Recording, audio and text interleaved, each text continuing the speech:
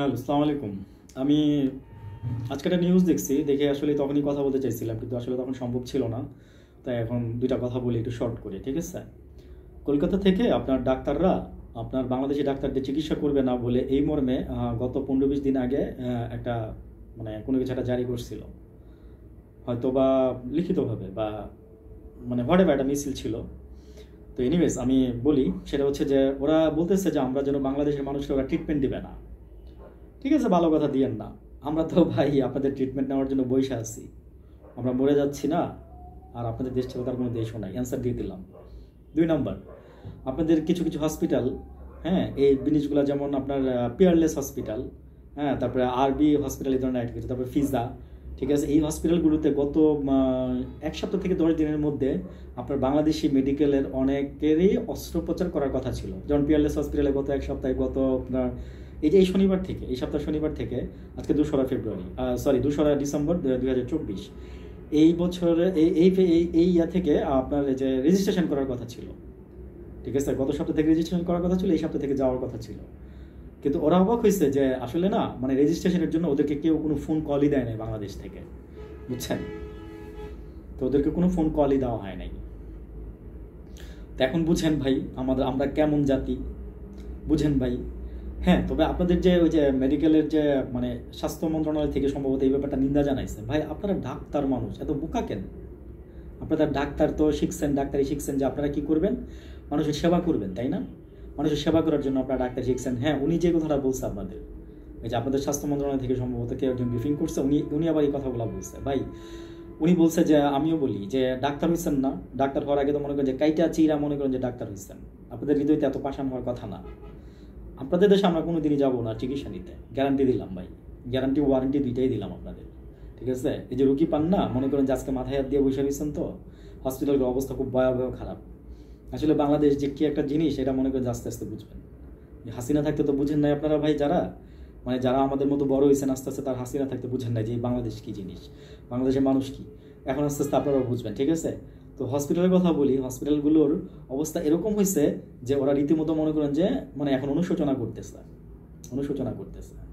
ঠিক আছে, আমি খুব খুশি হয়েছি, থ্যাঙ্কস আমার বাংলাদেশি ভাই বোনেরা, আমার মা বাবারা যারা আছেন, আমি খুবই খুশি হয়েছি যে তারা মানে এই সপ্তাহে কোনো কিছুই তারা বুকিং মানে অস্ত্রোপচার করবে। চিন্তা করেন, অস্ত্রোপচারের মতো একটা ডেঞ্জারাস জিনিস, যেটা মনে করেন যে ডাক্তার টাইম শিডিউল ঠিক না থাকলে কোনো কিছু হয় না, সেখান থেকে ওনারা ফিরে আসছে ভাই। আর আমরা সাধারণ রোগের অসুখের জন্য আমরা আপনাদের কাছে কেন যাব ভাই, কেন যাব?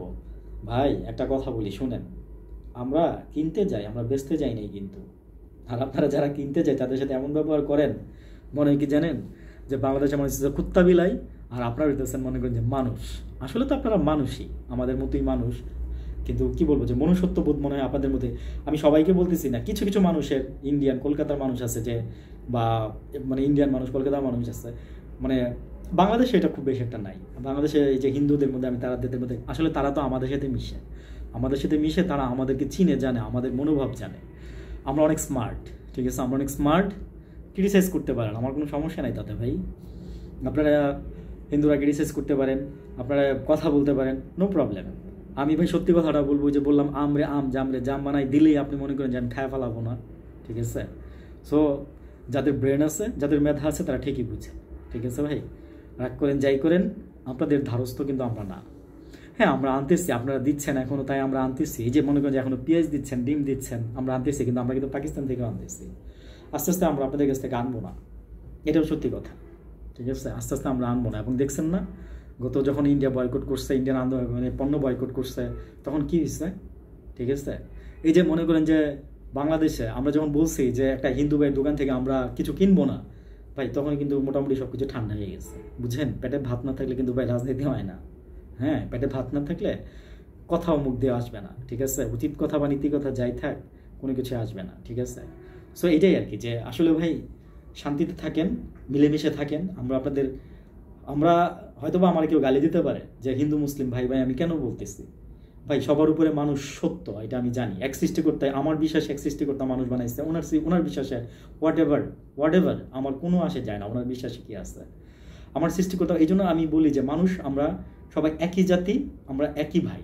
কিন্তু হিন্দু মুসলিম আমরা ভাই, হ্যাঁ, আমাদের হয়তো বা কিছু রীতিনীতিতে আমাদের, কিন্তু ওনারা কিন্তু বিশ্বাস করে যে ওনাদেরকে এক আল্লাহ সরি এক সৃষ্টি, ওনারা বলে বিধাতা, সৃষ্টিকর্তা, আর আমরা বলি আল্লাহ, আমাদেরকে আল্লাহ বানাইছে।